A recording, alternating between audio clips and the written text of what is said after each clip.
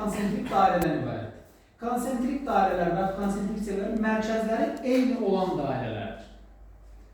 Dairələrin radiusları 4 desimetr və 5 desimetrdir. Təsadüfən atılaraq lövhəyə sancılmış mizraqın rənglənmiş sahədə olma ehtimalı. Əgər rənglənmiş sahədə olma ehtimalı deyirsə, rənglənmiş sahənin ümumi lövhəyə olan nisbəti onun ehtimalı olacaq. Biz indi bunların hər birinin sahələrini tapmalıyıq.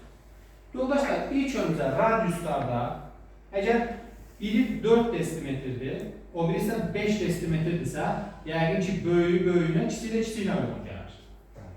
Biz ümumi böyük dairənin sahəsini tapası olsaq, S bərabərdir pi n kvadratı düsturuna əsasən. R 5-dirsə, N-in yerinə 5 yazsam, 5-in kvadratı 25 pi.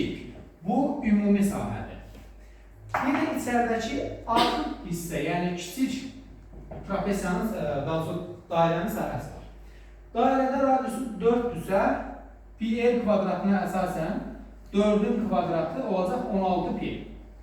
Ümumi 25 pi-dirsə, 16 pi-si bunun kiçiyinin sahəsidirsə, 16 pi-si. Ümumi də 25-dirsə, 25-dən 16-sını çıxsaq, deməli, kənardakı rəngli hissənin sahəsi 9 pi olacaq. Bizə də lazımdır rənglənmiş sahənin, yəni 9 pi-nin ümumi sahəyə olan nisbəti. Ümumi sahə nə qədər edir? 25. Bölünsün 25-ə. Pi-lər ixtisar edir 9 bölünsün 25.